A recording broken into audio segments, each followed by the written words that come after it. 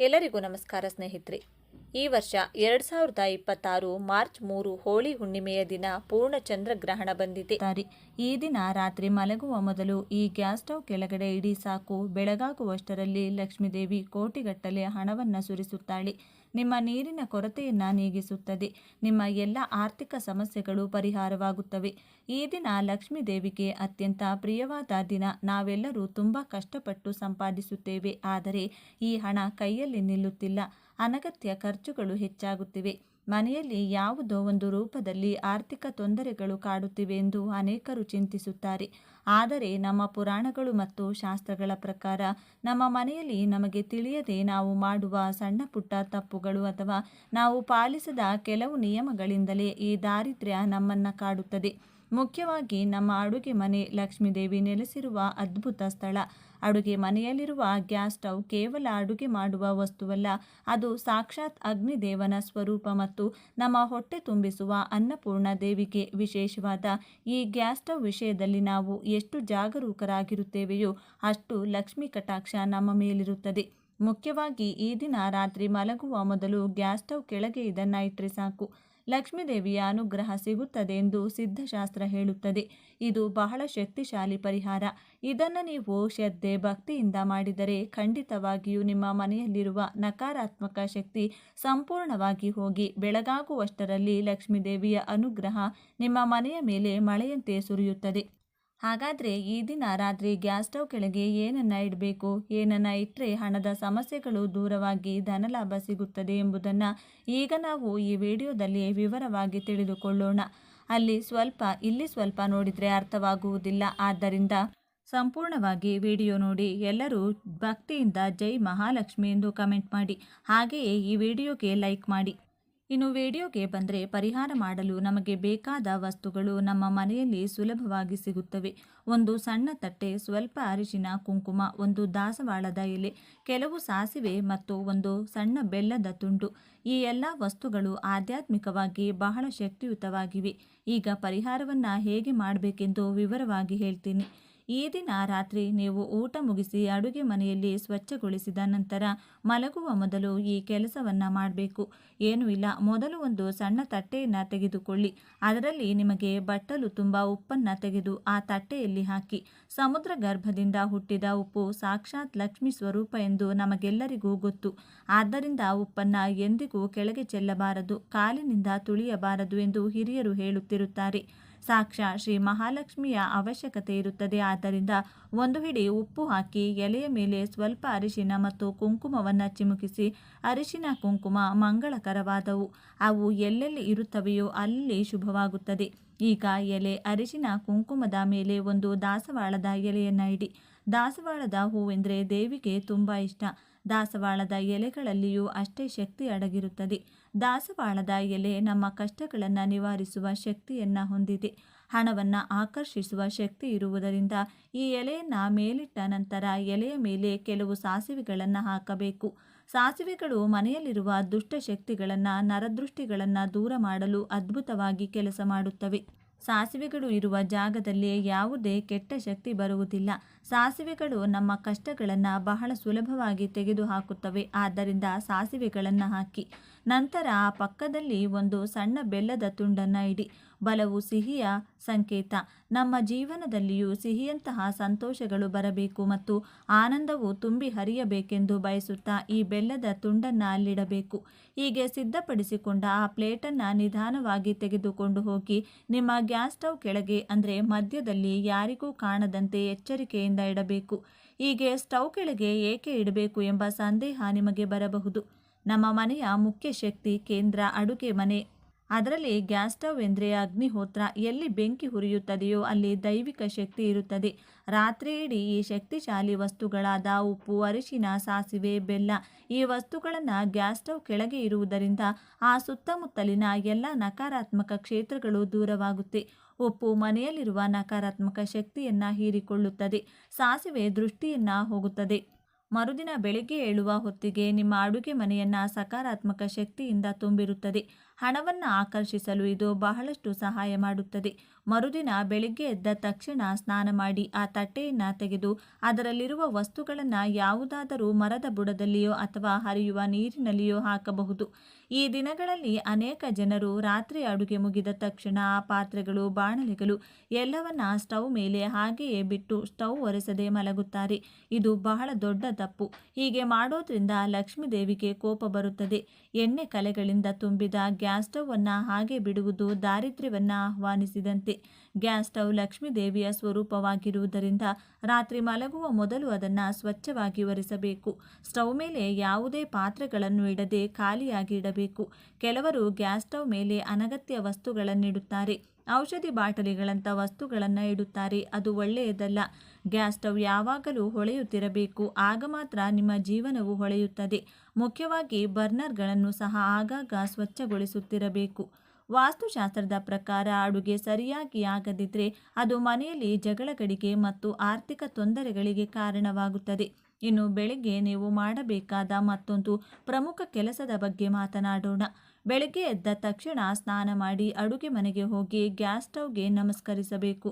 ಅಡುಗೆ ಪ್ರಾರಂಭಿಸುವ ಮೊದಲು ಸ್ಟವ್ ಮೇಲೆ ಸ್ವಲ್ಪ ನೀರು ಚಿಮುಕಿಸಿ ಅಥವಾ ಸ್ವಲ್ಪ ಸ್ಟವ್ವನ್ನು ಒರೆಸಿ. ಸಾಧ್ಯವಾದರೆ ಸ್ಟವ್ನ 2 ಬದಿಗಳಲ್ಲಿ ಸಣ್ಣ ರಂಗೋಲಿ ಹಾಕಿ ನಂತರ ಸ್ಟವ್ ಹಚ್ಚಿ. ಮೊದಲ ಬಾರಿಗೆ ಚಹಾ ಮಾಡದೆ ಹಾಲು ಉಕ್ಕಿಸುವುದನ್ನು ಅಭ್ಯಾಸ ಮಾಡಿಕೊಳ್ಳಿ. ಒಂದು ಸಣ್ಣ ಪಾತ್ರೆಯಲ್ಲಿ ಹಾಲು ಹಾಕಿ ಅದು ಉಕ್ಕಿ ಕೆಳಗೆ ಬೀಳುವಂತೆ ಕಾಯಿಸಿ. ಹಾಲು ಉಕ್ಕುವುದು ಸಮೃದ್ಧಿಯ ಸಂಕೇತ. ಹಾಗೆಯೇ ಹಾಲು ಉಕ್ಕಿ ಪಾತ್ರೆಯಿಂದ ಹೊರಬರುವಂತೆ ನಮ್ಮ ಮನೆಯಲ್ಲಿ ಸಂಪತ್ತು ಮತ್ತು ಸಂತೋಷವು ಉಕ್ಕಿ ಹರಿಯುತ್ತದೆ ಎಂದು ಇದರ ಅರ್ಥ.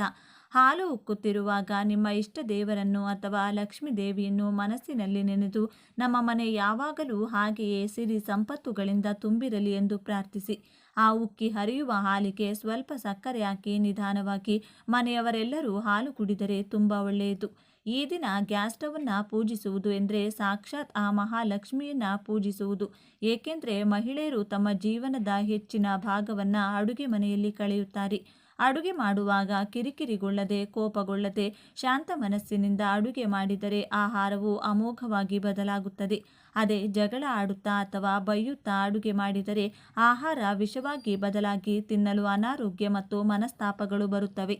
ಆದ್ದರಿಂದ ಗ್ಯಾಸ್ ಸ್ಟವನ್ನು ಕೇವಲ ಯಂತ್ರದಂತೆ ನೋಡಬೇಡಿ, ಅದನ್ನು ದೇವತೆಯಂತೆಯೂ ಭಾವಿಸಿ. ನಾವು ಹೇಳಿದ ಈ ಉಪ್ಪು, ಮಂದಾರ ಎಲೆ ಪರಿಹಾರವು ತುಂಬ ಚಿಕ್ಕದಾಗಿರಬಹುದು, ಆದರೆ ಇದರ ಹಿಂದಿರುವ ಅರ್ಥವು ತುಂಬ ದೊಡ್ಡದು. ನಮ್ಮ ಪೂರ್ವಜರು ಏನೇ ಹೇಳಿದರೂ ಅದರಲ್ಲಿ ಒಂದು ವೈಜ್ಞಾನಿಕ ಮತ್ತು ಆಧ್ಯಾತ್ಮಿಕತೆ ಇರುತ್ತದೆ. ರಾತ್ರಿ ಪರಿಹಾರ ಮಾಡುವುದರಿಂದ ಬೆಳಿಗ್ಗೆ ಮನೆ ಪಾಸಿಟಿವ್ ವೈಬ್ರೇಷನ್ನಿಂದ ತುಂಬಿರುತ್ತದೆ. ಯಾವಾಗ ಮನೆ ಶಾಂತವಾಗಿ, ಸ್ವಚ್ಛವಾಗಿ, ಸುಗಂಧದಿಂದ ಕೂಡಿರುತ್ತದೆಯೋ ಅಲ್ಲಿ ಲಕ್ಷ್ಮೀ ದೇವಿ ನೆಲೆಸುತ್ತಾಳೆ. ಕೋಟಿಗಳನ್ನು ಸಂಪಾದಿಸುವುದು ಮುಖ್ಯವಲ್ಲ, ಸಂಪಾದಿಸಿದ ಹಣದಲ್ಲಿ ಸ್ವಲ್ಪವಾದರೂ ಉಳಿಸುವುದು ಮತ್ತು ಅದನ್ನು ಒಳ್ಳೆಯ ಕಾರ್ಯಗಳಿಗೆ ಬಳಸುವುದು ಮುಖ್ಯ. ಇದಕ್ಕೆ ಸಣ್ಣ ಸಣ್ಣ ಸಲಹೆಗಳು ಬಹಳಷ್ಟು ಸಹಾಯ ಮಾಡುತ್ತವೆ. ಆದ್ದರಿಂದ ನಾಳೆ ರಾತ್ರಿ ಪರಿಹಾರ ಮಾಡಿ ನೋಡಿ. ಒಂದು ತಟ್ಟೆಯಲ್ಲಿ ಉಪ್ಪು, ಅರಿಶಿನ, ಕುಂಕುಮ, ದಾಸವಾಳದ ಎಲೆ, ಸಾಸಿವೆ, ಬೆಲ್ಲವನ್ನು ಇಟ್ಟು ಗ್ಯಾಸ್ ಸ್ಟವ್ ಕೆಳಗೆ ಇಡಿ. ನಿಮ್ಮ ಕಷ್ಟಗಳು ಸಾಸಿವೆ ಸಿಡಿದಂತೆ ಮಾಯವಾಗುತ್ತವೆ. ನಿಮ್ಮ ಜೀವನದಲ್ಲಿ ಬೆಲ್ಲದಂತಹ ಸಿಹಿ ಸಿಗುತ್ತದೆ. ಲಕ್ಷ್ಮೀ ದೇವಿಯ ಅನುಗ್ರಹದಿಂದ ನಿಮ್ಮ ಆರ್ಥಿಕ ತೊಂದರೆಗಳು ದೂರವಾಗಿ ಧನಲಾಭವಾಗುತ್ತದೆ. ನಂಬಿಕೆಯಿಂದ ಮಾಡಿ, ಶುಭ ಫಲಿತಾಂಶಗಳನ್ನು ಪಡೆಯಿರಿ. ಇನ್ನು ನಾವು ಈಗ ಹೇಳುವ ಒಂದು ಸಣ್ಣ ಪರಿಹಾರವನ್ನು ಮಾಡಿದರೆ ನಿಮಗಿರುವ ಎಲ್ಲ ರೀತಿಯ ಸಮಸ್ಯೆಗಳು ದೂರವಾಗಿ ಅಪಾರವಾದ ಸಂತೋಷ ಸಿಗುತ್ತದೆ. ಜ್ಯೋತಿಷ್ಯ ತಜ್ಞರು ಏನಾಗಬಹುದು ಎಂದು ಹೇಳುತ್ತಾರೆ. ಆ ಪರಿಹಾರ ಏನು? ಈ ಪರಿಹಾರಕ್ಕೆ 21 ಏಲಕ್ಕಿ, 1 ಬಿಳಿ ಬಟ್ಟೆ ಬೇಕು. ಪ್ರಮುಖ ವಿಷಯವೇನೆಂದರೆ ಈ ಪರಿಹಾರವನ್ನು ಸ್ನಾನ ಮಾಡಿದ ನಂತರ ಮಾತ್ರ ಮಾಡಬೇಕು. ಅಂದರೆ ಸ್ನಾನ ಮಾಡಿದ ನಂತರ ಗಂಟೆಗಳ ಒಳಗೆ ಈ ಪರಿಹಾರವನ್ನು ಮಾಡಬೇಕು. ಈ ಒಂದು ವಿಷಯವನ್ನು ನೆನಪಿನಲ್ಲಿಡಿ. ಏನು ಮಾಡಬೇಕು ಎಂದು ಈಗ ನಾವು ತಿಳಿದುಕೊಳ್ಳೋಣ. ಮೊದಲು ಒಂದು ಬಿಳಿ ಬಟ್ಟೆಯನ್ನು ತೆಗೆದುಕೊಳ್ಳಿ. ಹೊಸದನ್ನು ತೆಗೆದುಕೊಳ್ಳಿ. ಅದರಲ್ಲಿ 11 ಏಲಕ್ಕಿಗಳನ್ನು ಹಾಕಿ. ಏಲಕ್ಕಿಗಳನ್ನು ಗಂಟು ಕಟ್ಟಿ ಈ ಗಂಟನ್ನು ಪೂಜಾ ಕೋಣೆಯಲ್ಲಿ ಅಥವಾ ದೇವರ ಫೋಟೋಗಳ ಹತ್ತಿರ ಇಡಿ. ನಂತರ ಸಾಂಬ್ರಾಣಿ ಹಚ್ಚಿ ಧೂಪವನ್ನು ತೋರಿಸಿ ನಿಮ್ಮ ಮನಸ್ಸಿನಲ್ಲಿರುವ ಹಣಕ್ಕೆ ಸಂಬಂಧಿಸಿದ ಆಸೆಗಳನ್ನು ಹೇಳಿಕೊಳ್ಳಿ. ಹಾಗೆ ಹೇಳಿದ ನಂತರ ಈ ಗಂಟುಗಳನ್ನು ತೆಗೆದು ನಿಮ್ಮ ಮನೆಯ ಮುಖ್ಯ ದ್ವಾರದ ಮೇಲ್ಭಾಗಕ್ಕೆ ಕಟ್ಟಿ. ಹಾಗೆ ಕಟ್ಟಿದ ನಂತರ ಇನ್ನೊಂದು 10 ಏಲಕ್ಕಿಗಳನ್ನು ತೆಗೆದುಕೊಂಡು ಸಣ್ಣ ಬಟ್ಟಲಿನಲ್ಲಿ ಹಾಕಿ 1/2 ಗ್ಲಾಸು ನೀರು ಹಾಕಿ. ಆ ನೀರನ್ನು ಚೆನ್ನಾಗಿ ಕುದಿಸಿ, ಅಂದರೆ ಅರ್ಧ ಗ್ಲಾಸ್ ನೀರು 2 ಚಮಚ ನೀರಾಗುವವರೆಗೂ ಚೆನ್ನಾಗಿ ಕುದಿಸಿ. ಹಾಗೆ ಕುದಿಸಿದ ನಂತರ ನೀರಿನಿಂದ ಎಲೆಗಳನ್ನು ತೆಗೆದು ಆ ನೀರನ್ನು ಬೇರ್ಪಡಿಸಿ. ಈ ನೀರು ತಣ್ಣಗಾದ ನಂತರ ಈ ನೀರನ್ನು ಬಾಗಿಲ ಮೇಲೆ ಕಟ್ಟಿದ ಗಂಟು ಮೇಲೆ ಚಿಮುಕಿಸಿ 2 ಚಮಚ ನೀರು ಬರುವವರೆಗೂ ಕುದಿಸುತ್ತೀರಿ ಅಲ್ಲವೇ? ಆ ನೀರನ್ನು ಬಾಗಿಲ ಮೇಲೆ ಚಿಮುಕಿಸಿ ಹೀಗೆ ಮಾಡಿದರೆ ಖಂಡಿತವಾಗಿಯೂ ನಿಮ್ಮ ಮನೆಯಲ್ಲಿರುವ ಹಣದ ಸಮಸ್ಯೆಗಳು ನಿವಾರಣೆಯಾಗುತ್ತವೆ. ನೀವು ಬಯಸಿದ ಆಸೆ ಈಡೇರುತ್ತದೆ. ಲಕ್ಷ್ಮೀದೇವಿ ನಿಮ್ಮ ಮನೆಯಲ್ಲಿ ನೆಲೆಸುತ್ತಾಳೆ. 4 ದಿಕ್ಕುಗಳಿಂದಲೂ ಹಣ ಆಕರ್ಷಿತವಾಗುತ್ತದೆ. 4 ದಿಕ್ಕುಗಳಿಂದಲೂ ಹಣ ಬರುತ್ತದೆ. ಹಣ ಸಂಪಾದನೆ ಹೆಚ್ಚಾಗುತ್ತದೆ. ಆರ್ಥಿಕ ಸಮಸ್ಯೆಗಳು ನಿವಾರಣೆಯಾಗುತ್ತವೆ. ಅದೃಷ್ಟ ನಿಮ್ಮನ್ನು ಒಲಿಸಿಕೊಳ್ಳುತ್ತದೆ. ಏಲಕ್ಕಿ ಗಂಟನ್ನು ಬಾಗಿಲ ಮೇಲೆ ಕಟ್ಟಿ ಅದರ ಮೇಲೆ ಏಲಕ್ಕಿ ನೀರನ್ನು ಚಿಮುಕಿಸುವುದರಿಂದ ಲಕ್ಷ್ಮಿ ಅನುಗ್ರಹ ಪ್ರಾಪ್ತವಾಗುತ್ತದೆ. ನಿಮ್ಮ ಮನೆಯಲ್ಲಿ ಸಕಾರಾತ್ಮಕ ಶಕ್ತಿ ನೆಲೆಸುತ್ತದೆ. ಹಣ ಬರುತ್ತಲೇ ಇರುತ್ತದೆ. ಹಣವು ಚೆನ್ನಾಗಿ ವೃದ್ಧಿಯಾಗುತ್ತದೆ. ಆದ್ದರಿಂದ ನೀವು ಸಹ ಈ ಪರಿಹಾರವನ್ನು ಮಾಡಿ ಶುಭ ಫಲಿತಾಂಶಗಳನ್ನು ಪಡೆಯಿರಿ.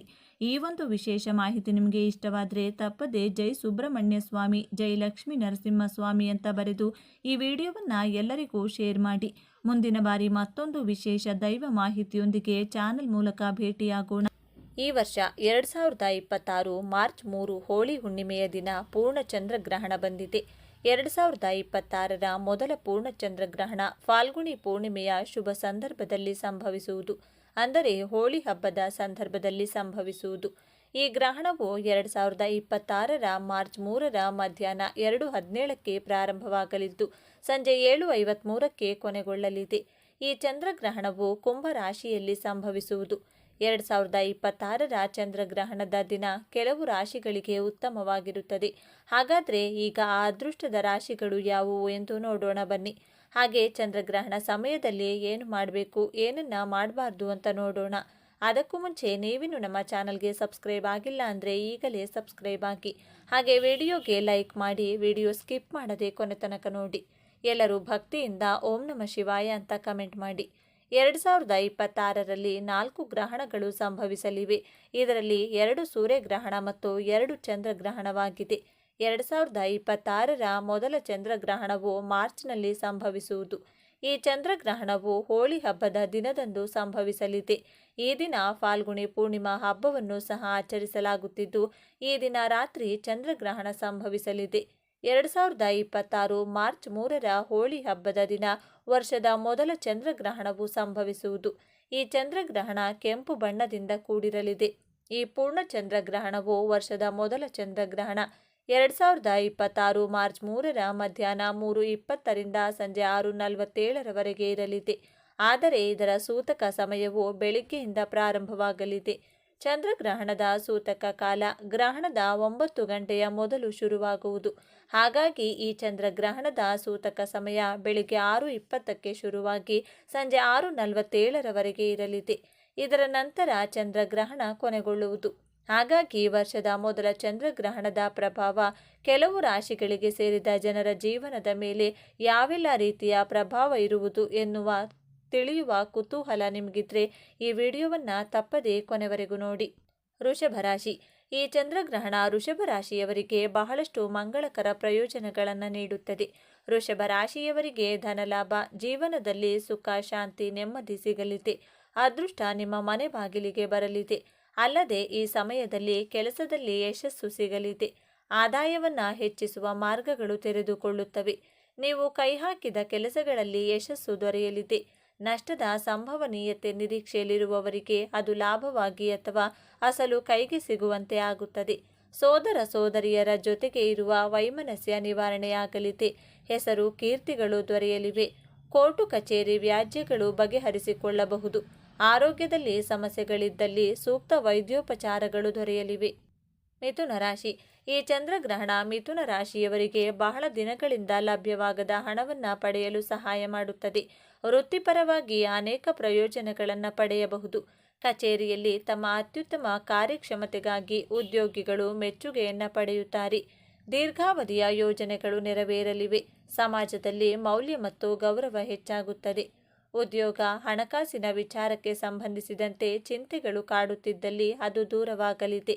ಸಾಂಸಾರಿಕವಾಗಿ ಸಮಸ್ಯೆಗಳನ್ನು ಎದುರಿಸುತ್ತಿರುವವರಿಗೆ ಸಹ ನಿರುಮ್ಮಳವಾಗುವಂತಹ ಬೆಳವಣಿಗೆ ದೊರೆಯಲಿದೆ.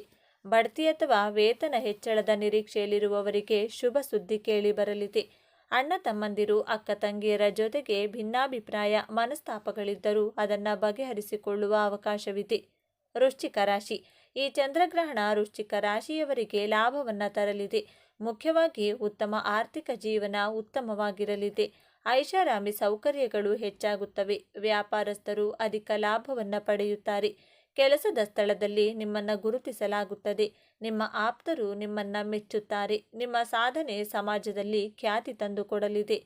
ಸಂತಾನ ವಿಚಾರಕ್ಕೆ ಚಿಂತೆಗೆ ಒಳಗಾಗಿದ್ರೆ, ವ್ಯಾಪಾರ ವ್ಯವಹಾರಗಳಲ್ಲಿ ಹಣ ಹಾದು ಹಾಕಿ ಸಿಕ್ಕಿ ಹಾಕಿಕೊಂಡಿದೆ ಎಂದಾದಲ್ಲಿ, ಪಿತ್ರಾರ್ಜಿತ ಆಸ್ತಿ ವಿಚಾರಕ್ಕೆ ಗಂಭೀರ ವ್ಯಾಜ್ಯಗಳಿದ್ದಲ್ಲಿ ಇವೆಲ್ಲ ಉಲ್ಬಣವಾಗುವ ಅವಕಾಶಗಳಿವೆ. ಇಂಥದ್ದೇನೂ ಆಗಿಲ್ಲ ಎಂದಾದರೆ ಅದು ಕಾಣಿಸಿಕೊಳ್ಳಬಹುದು. ಇನ್ನು ಈ ಬಾರಿ ಮಿಶ್ರ ಫಲ ಇರುವುದರಿಂದ ಈ ಮೇಲ್ಕಂಡ ವಿಚಾರಗಳಲ್ಲಿಯೇ ಸಕಾರಾತ್ಮಕ ಬೆಳವಣಿಗೆಗಳನ್ನು ಸಹ ನಿರೀಕ್ಷೆ ಮಾಡಬಹುದು.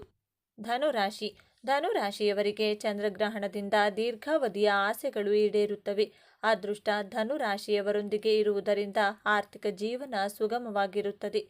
ನಿಮಗೆ ಆಧ್ಯಾತ್ಮದಲ್ಲಿ ಆಸಕ್ತಿ ಹೆಚ್ಚಲಿದೆ. ಉದ್ಯೋಗಿಗಳಿಗೆ ಕಚೇರಿಯಲ್ಲಿ ಅಧಿಕ ಲಾಭ ಸಿಗಲಿದೆ. ಸಾಕಷ್ಟು ಸಮಯಗಳಿಂದ ಮದುವೆಯಾಗಿ ಸಂತಾನ ಭಾಗ್ಯಕ್ಕಾಗಿ ಕಾಯುತ್ತಿರುವಂತಹ ಧನುರಾಶಿಯವರಿಗೆ ಅತಿ ಶೀಘ್ರದಲ್ಲಿ ಶುಭ ಸುದ್ದಿ ಸಿಗಲಿದೆ. ಆರ್ಥಿಕತೆಯ ವಿಚಾರದಲ್ಲಿ ಕೂಡ ಧನುರಾಶಿಯವರಿಗೆ ಸಾಕಷ್ಟು ಲಾಭಾಂಶಗಳು ಸಿಗಲಿದೆ. ಧನುರಾಶಿಯವರು ಮಾಡುವಂತಹ ಪ್ರತಿಯೊಂದು ಕೆಲಸಗಳಲ್ಲಿಯೂ ಕೂಡ ಭಾಗ್ಯದ ಜೊತೆಗಾರಿಕೆ ಸಿಗುವುದರ ಮೂಲಕ ಪ್ರತಿಯೊಂದು ವಿಚಾರದಲ್ಲಿಯೂ ಕೂಡ ಗೆಲುವನ್ನು ಸಾಧಿಸಲಿದ್ದಾರೆ. ಕುಂಭರಾಶಿ. ಚಂದ್ರಗ್ರಹಣ ಕುಂಭರಾಶಿಯವರಿಗೆ ಆರ್ಥಿಕ ಲಾಭವನ್ನು ತರುತ್ತದೆ. ಈ ಸಮಯದಲ್ಲಿ ಆತ್ಮವಿಶ್ವಾಸ ಮತ್ತು ಧೈರ್ಯ ಹೆಚ್ಚಾಗಲಿದೆ. ಉದ್ಯಮಿಗಳು ತಮ್ಮ ವ್ಯವಹಾರದಲ್ಲಿ ಸಾಕಷ್ಟು ಲಾಭವನ್ನು ಪಡೆಯುತ್ತಾರೆ. ಕೆಲಸದಲ್ಲಿ ನಿಮ್ಮ ಯೋಜನೆಗಳು ಉತ್ತಮ ಫಲಿತಾಂಶಗಳನ್ನು ನೀಡುತ್ತವೆ. ತಮ್ಮ ಉದ್ಯೋಗ ಕ್ಷೇತ್ರದಲ್ಲಿ ಮೇಲಿನ ಹಂತವನ್ನು ಪಡೆದುಕೊಳ್ಳುತ್ತಾರೆ ಹಾಗೂ ತಾವು ಮಾಡಿರುವಂತಹ ಕೆಲಸಕ್ಕೆ ಸರಿಯಾದ ಬಹುಮಾನವನ್ನು ಪಡೆದುಕೊಳ್ಳುತ್ತಾರೆ. ಯಶಸ್ಸಿನ ಕಡೆಗೆ ಹೋಗಬೇಕು ಎನ್ನುವಂಥ ನಿಮ್ಮ ಪರಿಶ್ರಮದ ದಾರಿ ಉತ್ತಮವಾದ ಪ್ರತಿಫಲವನ್ನು ನೀಡುವುದರಲ್ಲಿ ಯಾವುದೇ ಅನುಮಾನವಿಲ್ಲ. ಈ ದಾರಿ ಕಷ್ಟಕರವಾಗಿರುವುದಿಲ್ಲ. ಅದೃಷ್ಟ ನಿಮ್ಮ ಜೊತೆ ನೀಡುತ್ತದೆ. ಈ ಸಮಯದಲ್ಲಿ ಯಾವುದೇ ವಸ್ತುವಿನಲ್ಲಿ ಅಥವಾ ವಿಚಾರದಲ್ಲಿಯೂ ಕೂಡ ಹಣವನ್ನು ಖರ್ಚು ಮಾಡುವಾಗ ಬುದ್ಧಿವಂತಿಕೆಯಿಂದ ಹಣವನ್ನು ಖರ್ಚು ಮಾಡಿ. ಈ ಸಮಯದಲ್ಲಿ ನಿಮ್ಮ ಆರ್ಥಿಕ ಪರಿಸ್ಥಿತಿಯನ್ನು ಸುಧಾರಿಸಿಕೊಳ್ಳುವಂಥ ಅವಕಾಶವನ್ನು ಕೂಡ ನೀವು ಪಡೆದುಕೊಳ್ಳುತ್ತೀರಿ. ಉತ್ತಮ ಸಲಹೆಗಾರರು ಅಥವಾ ಮಾರ್ಗದರ್ಶಕರ ಬಳಿ ವಿಚಾರಿಸಿದ ನಂತರವಷ್ಟೇ ಆರ್ಥಿಕ ವಿಚಾರದಲ್ಲಿ ಯಾವುದೇ ನಿರ್ಧಾರವನ್ನು ನೀವು ತೆಗೆದುಕೊಳ್ಳಬಹುದಾಗಿದೆ.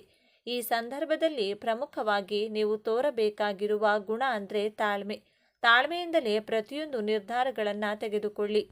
ಮೀನರಾಶಿ. ಚಂದ್ರಗ್ರಹಣ ಮೀನರಾಶಿಯವರಿಗೆ ವ್ಯಾಪಾರದಲ್ಲಿ ಪ್ರಗತಿಯನ್ನು ತರುತ್ತದೆ. ಅಂದುಕೊಂಡ ಕೆಲಸಗಳು ಸಿಗಲಿದ್ದು ಧನಲಾಭ ಹೆಚ್ಚಾಗಲಿದೆ. ಮನೆಯಲ್ಲಿ ಎಲ್ಲ ಸೌಕರ್ಯಗಳು ಹೆಚ್ಚಾಗುತ್ತವೆ. ನೀವು ರಿಯಲ್ ಎಸ್ಟೇಟ್ ಉದ್ಯಮದಲ್ಲಿದ್ದರೆ ನಿಮಗೆ ಸಾಕಷ್ಟು ಲಾಭ ಸಿಗುತ್ತದೆ. ವಿದೇಶಕ್ಕೆ ಹೋಗುವ ನಿಮ್ಮ ಕನಸು ನನಸಾಗಲಿದೆ. ಸೂರ್ಯನ ಆಶೀರ್ವಾದದಿಂದಾಗಿ ಆರ್ಥಿಕವಾಗಿ ಸರ್ವ ರೀತಿಯ ಲಾಭಗಳು ಕೂಡ ದಕ್ಕಲಿದೆ.